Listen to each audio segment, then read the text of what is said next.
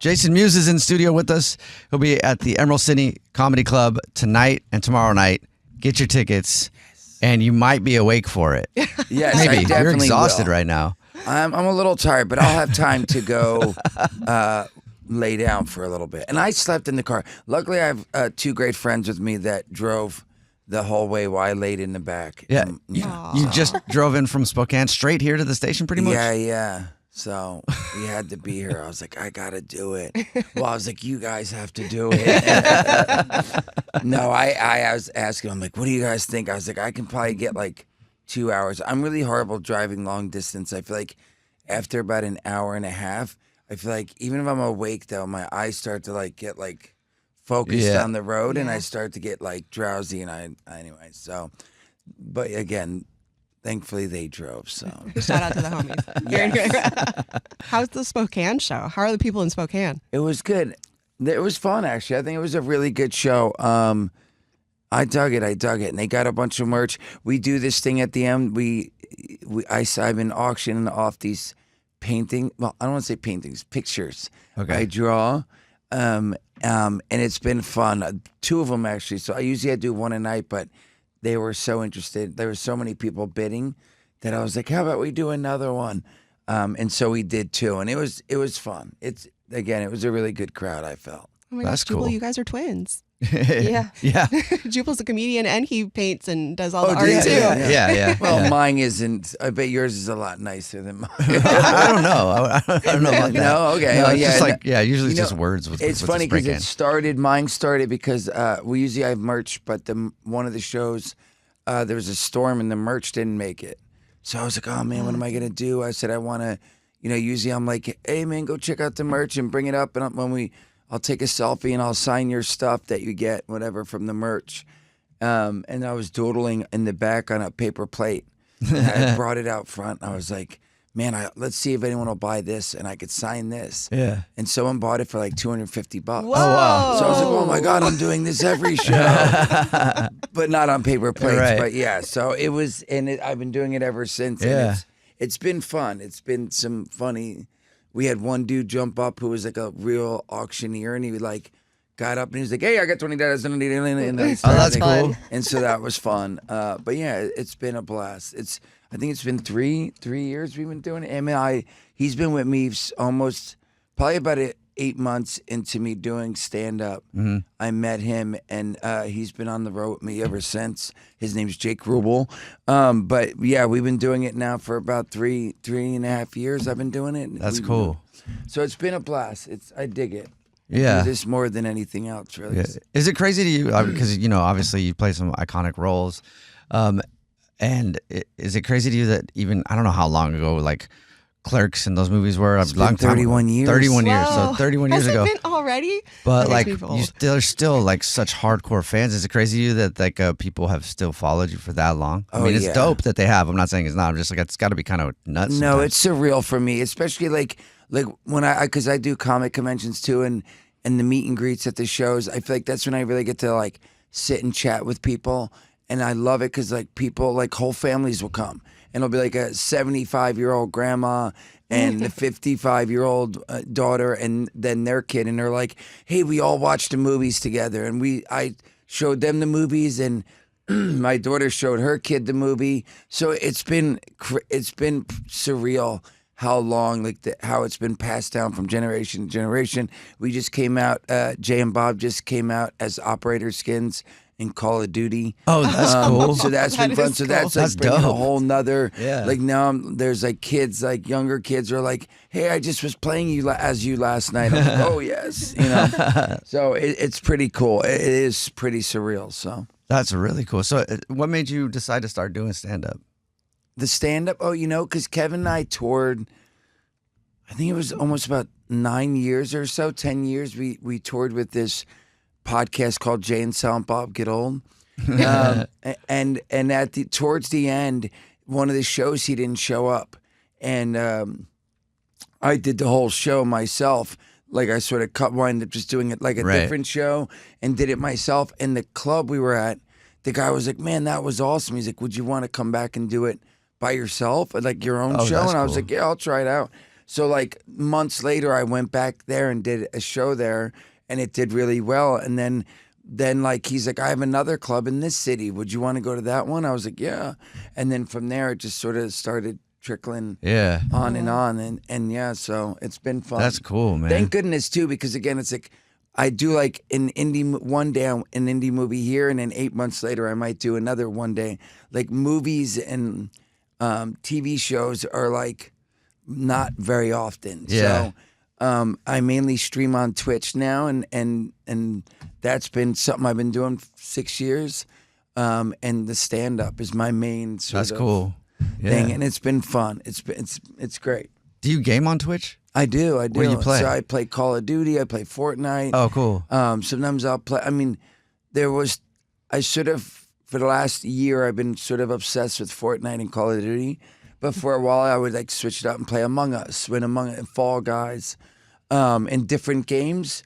But mainly, I just been playing Fortnite and Call of Duty. So I'll play and I'll stream for like 2 hours, and these guys play with me and stuff. That's cool. We play on like the same team, and it's a lot of fun. Like that would be my ideal. If I could do that full time and make enough money to support my family, that's like my favorite. Yeah, thing. it's not bad. Play video games all day and get paid for it. I dig it. Yeah. So it's like Jay and Silent Bob never grew up. Yeah, no, that's kind of how it goes. Well, and I don't have to leave home, right? I have a 10-year-old and a 2.5-year-old, and I feel like the hardest thing is leaving them. Especially like last night was I was FaceTime with my wife, and it's the first time my 2.5-year-old like is starting to say full sentences. Aww. And he was like, "Come home, Poppy." Oh my gosh, did you cry? Yeah, I was like, "No, don't start that." Because before I would just FaceTime with him, and he'd like be looking like, "What's going on?" I see him on there, but I don't see him, and and then he'd like laughing and stuff. But now he was like, "Come home, Poppy." I was like, "No." So yeah, it would be pretty ideal to, not to mention playing games is fun. Yeah. And again, I get to play with these two guys, and there's a couple other guys we rotate with on our thing. But yeah, so. But yeah, I'm sure to be home, especially when you have young kids, man. Yeah. Are you bringing them with you to Vegas? I saw that you guys are you doing a Vegas show this year? Kevin and I are doing a Vegas show. We have Chronic Con coming up. Kevin and I started our own, from the Jay and Silent Bob reboot movie. Kevin wrote in a fake comic convention called Chronic Con, and we did one last year in Chicago, and that went well, and it was a lot of fun. So we're doing another one. We did a Jay and Silent Bob cruise called Jay and Silent Bob Cruise Askew, and we went from Miami to Bahamas, and that went really well and was a lot of fun. So we're doing another one in February coming up, 2006, 26. But yeah, so we, there's a bunch of stuff. What did you ask me though? I don't know why. Well, I was went into asking about Vegas because I was Vegas, looking yes. up tickets to go to the Backstreet Boys show because the Backstreet Boys are kind of doing the same thing. They're doing the cruises and they're doing the shows, and I was like, oh my god, Jason's going to be there too because you're doing your reunion. Yeah, so Kevin and I are doing. So Kevin and I still do something different. It's called it's like the Jay and Bob Get Old, but we wanted to switch it up because years went by and we wanted to do something new, and it's called Oral Sect, like AURAL sex. So oral sect, SECT. Yeah. I can't even pronounce it right, but the whole point, Kevin wanted to make it sound funny, but like actually mean so. So we've been doing like 9 cities. We just did some like 3 months ago, and then we took a break. And then like a month ago, we went like 2 weeks. We went to like 9 different places and did that live podcast, and then we're doing it in Vegas. So that's so cool. That's cool. Was your goal to be an entertainer?